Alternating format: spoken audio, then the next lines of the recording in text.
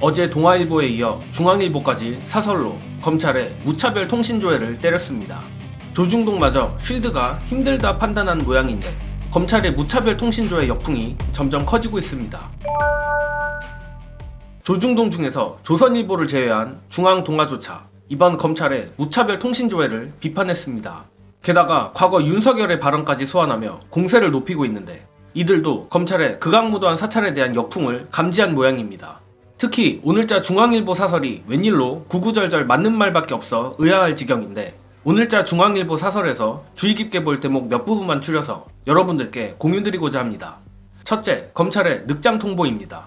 일단 이번 무차별 통신조회의 대상이 일반인을 포함해 적게는 몇백 명, 많게는 몇만 명이 아니냐는 추측까지 나오는 가운데 검찰이 정확한 인원을 밝히지 않고 있어 의구심이 드는 것은 물론이거니와 검찰이 통신정보를 조회한 시점은 지난 1월인데 7개월이나 지나서야 통보한 사실을 중앙일보는 이해하기 어렵다며 지적했습니다. 둘째, 이번 통신정보조회가 윤석열 명예훼손 사건 수사 과정에서 이뤄진 것인데 왜 이렇게나 수많은 사람들을 사찰했냐는 것입니다.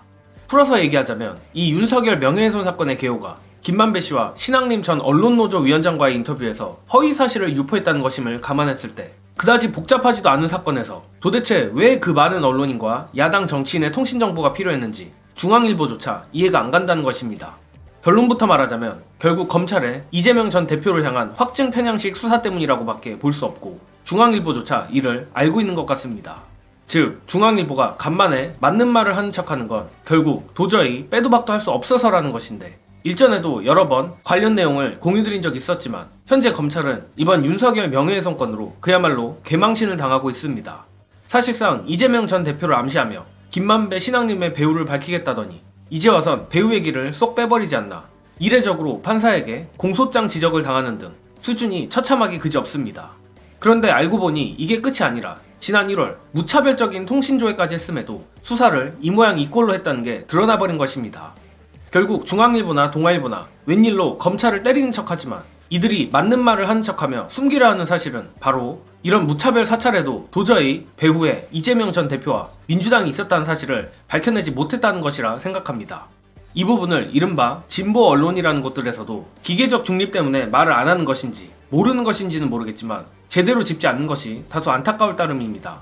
그리고 조중동마저 혀를 내두를 정도의 통신조회 역풍도 역풍인데 더 심각한 것은 따로 있습니다. 이 부분은 뉴스타파 봉지욱 기자의 날카로운 해설로 대신하겠습니다. 더 중요한 것은 이걸 왜 했냐라는 거잖아요. 조회를 한 다음에 요즘은 AI로 분석을 해요. 그러니까 예전에 우리가 간첩 수사할 때 조직도를 그립니다. 피라미드식으로. 이 조직의 가장 우두머리는 누구야? 검찰은 처음부터 이 수사를 할 때 이 조직의 가장 우두머리에는 이재명 대표가 있을 것이다 라는 상상을 가지고 시작을 한 것이죠. 근데 네. 그들은 아쉽겠지만 제 통화 내역을 분석을 해보면 저랑 가장 자주 통화한 것은 저희 둘째 딸. 그리고 중요한 것은 아무도 그 얘기를 하지 않는데 저희끼리 내부에서 얘기를 하는데 야 그렇다면 이렇게 조회해가지고 그냥 보고 버렸을까? 아니거든요.